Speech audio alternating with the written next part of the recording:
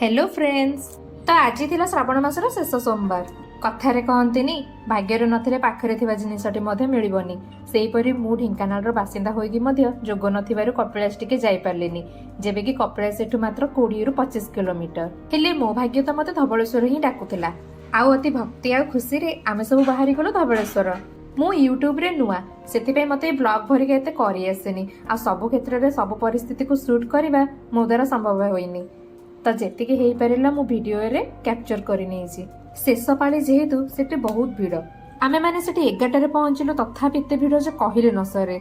बाट सारा बहुत सारा फैमिली जल लागि जाउथिले। सेति मतिर बहुत छोट छोट पिला मध्ये थिले। से पुनी 5-6 वर्षर। मोर एटा थिला प्रथम जल लागि। तो मु बहुत एक्साइटेड थिली एथि पई। आमे सेठी प्रथमे जने रिलेटिव को घर को जाई कि तापरे शॉर्टकट नै कि नदी पाखो को गलु। सब पाळी जाक एत्ते वर्षा होतला जे कहले न सरे, किंतु ई शेष पाळी रे बिल्कुल भी वर्षा हेनी। सेठी पुणी के गोटे कहूतिला जे ए नदी रे कोडे गोटे बहुत बड़ अजगर सापटे देखा जाइतिला किछि दिन पूर्वरु। अजगर साप तो देखिया को मिललानी, किंतु बहुत सारा कइछ आमे देखिया को पाइलु एठी। तो एबे आमे पहुंचिलु झुला ब्रिज पाखरे, जोटा कि एबे संपूर्ण बंद अछि काहेकि ना नुवा ब्रिज हे जाइछि ना।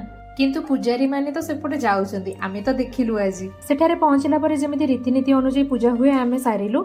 आ सेठी हमकु दीटा झियो मध्ये मिलिले। से माने थिले कटकरु। से माने आसी कहिले आमे भी तम सह पूजा करिवु। आमे कहलु ठीक अछि, आसी की पूजा कर। ए पूजा रे जेते लोक हेले सेते भलो लागे ना। वीडियो रे सब पूजा पाठ मु किछि कैप्चर करिनी, काहेकि ना मु मो लाइफ रो प्रथम जल लागे को निजे एन्जॉय करिया को चाहूतिली। जेहेतु एटा मोर प्रथम थर, तो मते किछि जणा नथिला जे कोन करा जिबा आ केमिति।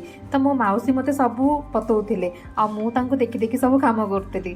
अजगर साप न्यूज को डर भी लागुथिला। आ हां, आम पूजा समय रे आरपाख मंदिर नदी कूल रे दुईटी छोट पिला बुड़ीबा अवस्था रे थिले। हेले सेठी सब सेफ्टी रो सुविधा थिबारु लोक माने आ लाइफ सेवर गार्ड आ पुलिस पानी को जाई से पिला दीटा को बंचाई देथिले।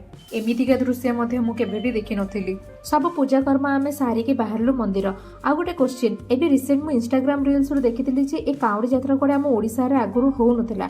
जोटी गंगा नदी अछि सेठु जल नै आखपाख मंदिर रे जल लागि करबा कथा। एटा कोन सत्य कथा?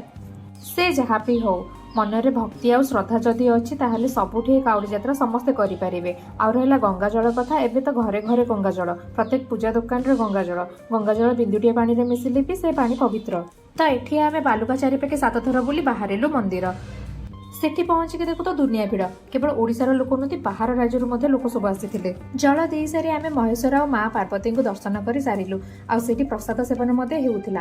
प्रसादर दाम थिला 100 टंका। दिन सारा लोक हवा सकासे सेठी प्रसाद मध्ये सरीबा उपरे थिला। प्रसाद रे आमको मिलिथिला अरुआ अन्न, डालमा, खट्टा आउ सागमुग। अरे हाँ, सेठी आमे जो रिलेटिव को घर को जाइतिलु से बहुत गुडे कइंच छुआ रखिथिले, तो आमे भी सेथिरु गोटे नै आस्थिलु। एटी सरीला मो ब्लॉग। हर हर महादेव।